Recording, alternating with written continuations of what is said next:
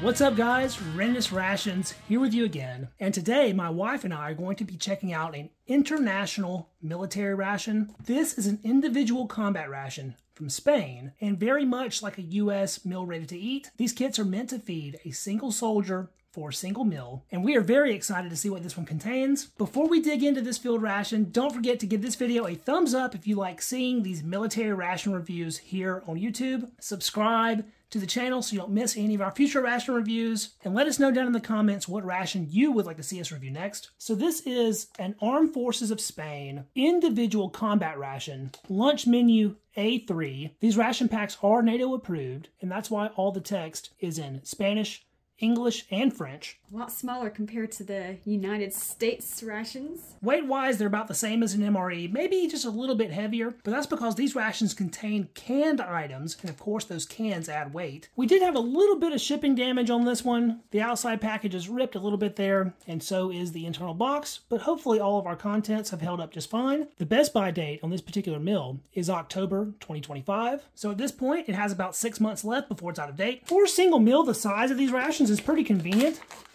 What they really remind me of, though, is an old school US MCI Meal Combat Individual, or a C ration. As we get into it here, you'll see what I'm talking about. We have this internal box, and inside of this box, we have our ration contents, the majority of which are of a canned nature, much like a vintage US military ration. They include a little instruction and contents leaflet. Something smells fishy.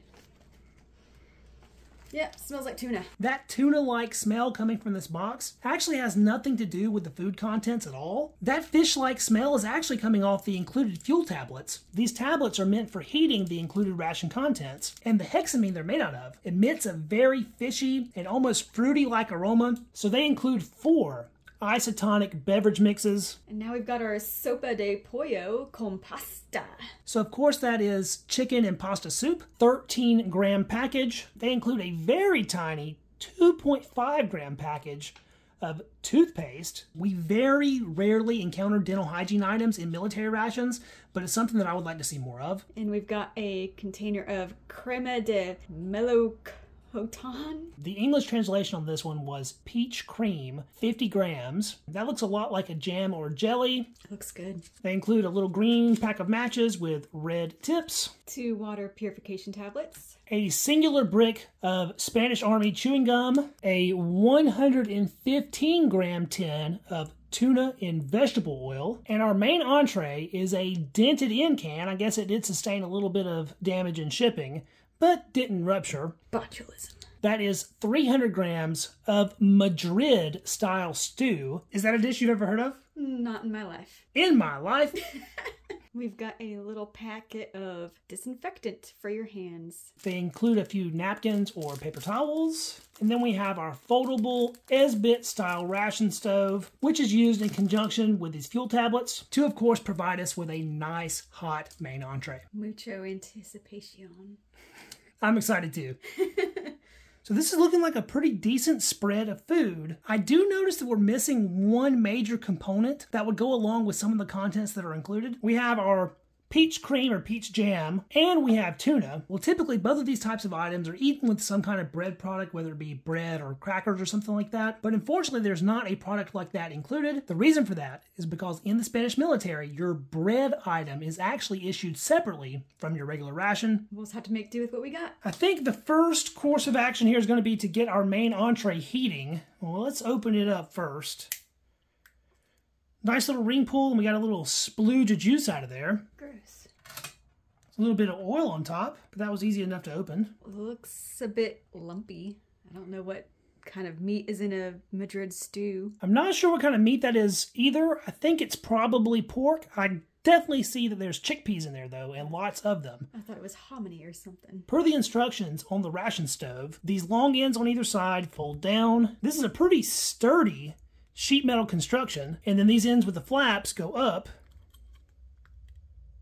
and then the tiny side flaps fold in, and there's our Spanish ration stove. So our fuel tablet here looks to already be popping out of the package on its own a little bit. We do want to avoid dropping this in the entree though. That will not be good. And that is broken up into a whole bunch of pieces. Rip out one of our matches. try to strike one of these things. It is not cooperating. There it goes.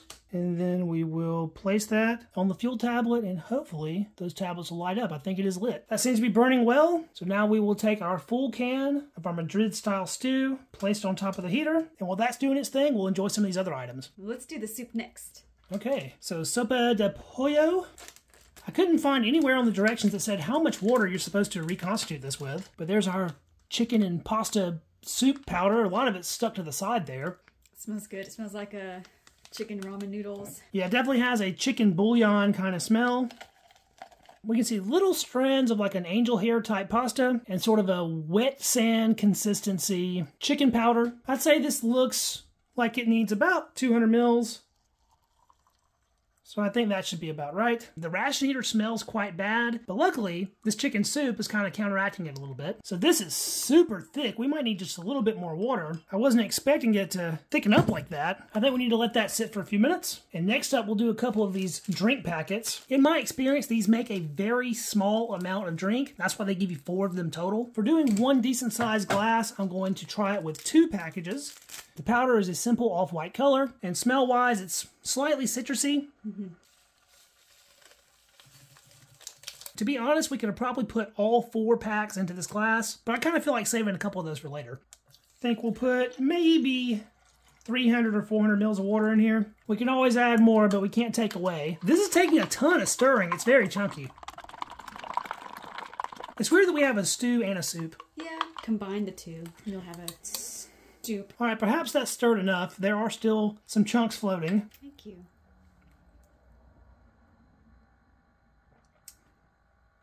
Doesn't really taste like anything. Spanish isotonic beverage. Just tastes like vitamins. It's a little bit thick, which is weird. It's actually kind of savory because it is so ridiculously salty. There are a ton of electrolytes in this. Kind of makes me think of a liquid IV. It's very much like that. I mean, this is purely there to hydrate you as much as possible, to replenish what is lost in really strenuous exercise. Is this a fun, tasty beverage? Absolutely not. It does have a slight citrus flavor, but there's almost no perceptible sweetness. I still don't hate it though. Now that our soup is set for a moment, I think we will get it a taste. Look at how thick this consistency is. I don't really know whether to eat it off of a spoon or just drink it out of the glass. Chicken and pasta soup. Cheers.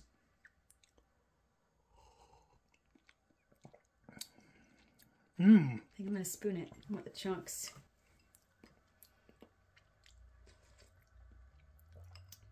Good. So of course it's very warm because we made it with screaming hot water. It is quite salty and has a nice but basic chicken broth kind of flavor. The angel hair pasta is very delicate and soft, even though we only let it rehydrate for a couple minutes. It can very easily be drinking or eaten with a spoon. It's very hearty, very homey feeling, easy food. I could definitely drink that on a cold Spanish evening. It is a little odd to me that they included a soup item with our main entree being a stew item. I wonder if these two would have been better if we mixed them together. Look at all the residual soup just sort of stuck to the side of the glass there. This stuff really was super thick. I guess we'll get into this tuna next. It also has a nice little ring pool. Almost all the Spanish menus contain some kind of seafood. They are well known for sometimes having squid. I think in the case of my wife, she would much rather prefer this tuna over squid. Yes. So this is extremely oily. They didn't joke when they said that it was packed in oil. I know a lot of times I will pour the oil off a tuna before I eat it, but in the case of a military ration, you're going to want to consume all of this oil along with the tuna. For energy reasons, this oil is going to provide a ton of energy. The tuna itself is quite pale. It looks to be a mix of these... Holy shit. Holy shit. It looks to be a mix of these larger chunky bits and these tiny little flaky bits. I do believe our stew here might be in danger of boiling over, but I guess we'll just keep letting it do its thing. We'll get a nice spoonful here of our tuna in oil. Looks like pretty basic, standard tuna to me. Let's see how she tastes. That was a lot of oil in one bite. So despite all that oil, it was still a little bit dry. This is a very natural tasting tuna though. The fish flavor is super mild. Pretty good. I think it would be excellent on some crackers. The oil has a good flavor. It tastes very slightly of the ocean, but super mild for a fish product. And the quality seems to be outstandingly high. That's going to provide a lot of protein and of course a lot of fat. Canned fish has always been and will always be a very welcome addition to any military ration in my opinion. Can't go wrong with canned tuna, in my opinion. Put it on some bread, maybe a little bit of mustard, some onions, some celery, and have a nice tuna melt. We've made quite the oily mess here, so I guess we'll try out a few of these included napkins. Clean up a little bit. These napkins are pretty darn thin, but they give us a fair amount of them. Check that out. Our stew is finally bubbling a little bit. What if it explodes on us? I don't want to die in an MRE accident. Holy shit. Now that it looks like we have come to a boil, I guess we will get this off of the flame. I'll try to do this in a way in which I don't burn myself or catch myself on fire. Good call. And then we'll pour this out. It is steaming hot. That is a huge portion. 300 grams is no joke. Look at the burnt bottom of the tin there. What kind of meat do you think we got here? My guess for meat would be pork. This looks like pork to me. It's quite fatty on the outside, but I don't really see too much intermuscular fat. It's a little bit light in color. That looks like some kind of sausage. I would say this is most likely chorizo of some sort. Oh. And look at this guy. That is just straight up gelatinous fat. Oh boy.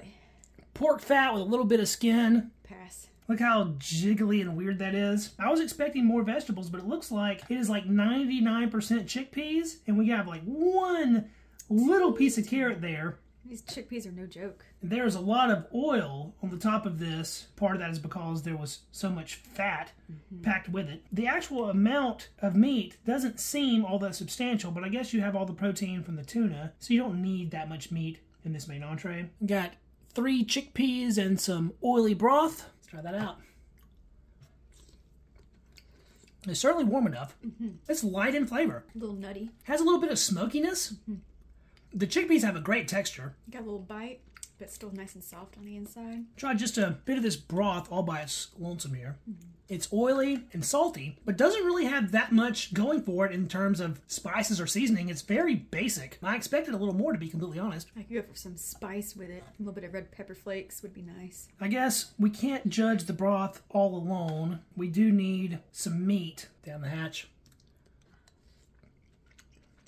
That meat is good. The pork is soft, but a little bit stringy. It has a distinct smokiness, so maybe that's where the smoky aspect of the stew was coming from. The meatiness definitely adds something, but I'm still finding this main a little bit underwhelming in the flavor department.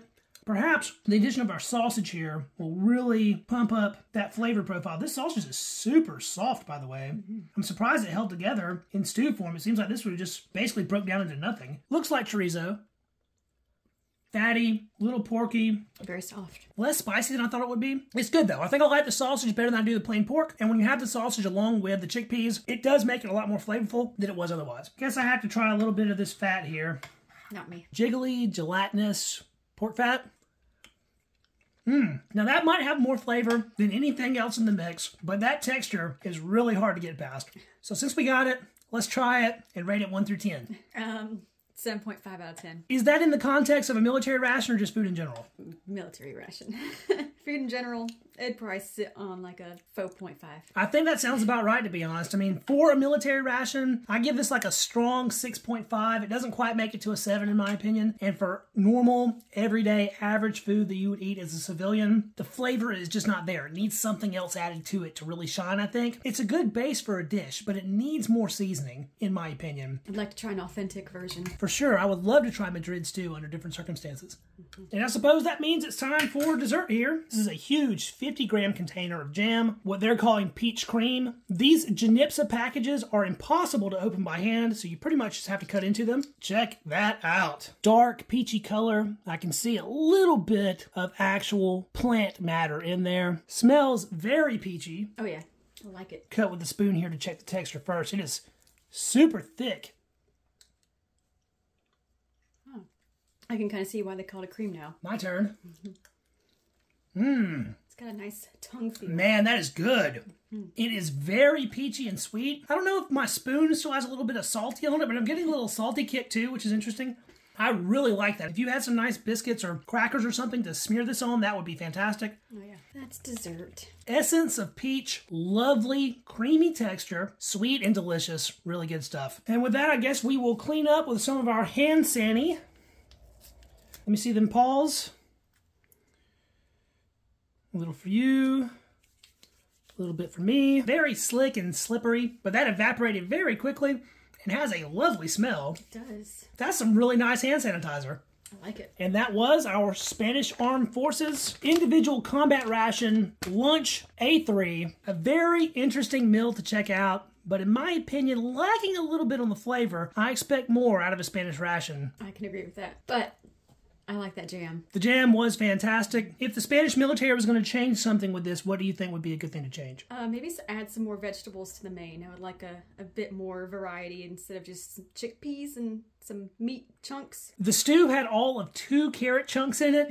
So I guess that does it for this one. If you enjoyed the video, don't forget to hit the thumbs up to help it out with the algorithm. Subscribe to the channel so you don't miss any of our future military ration review content. Drop us a comment letting us know what you thought about the review and the ration in general. And we will catch you guys in the next video. See you then. Peace.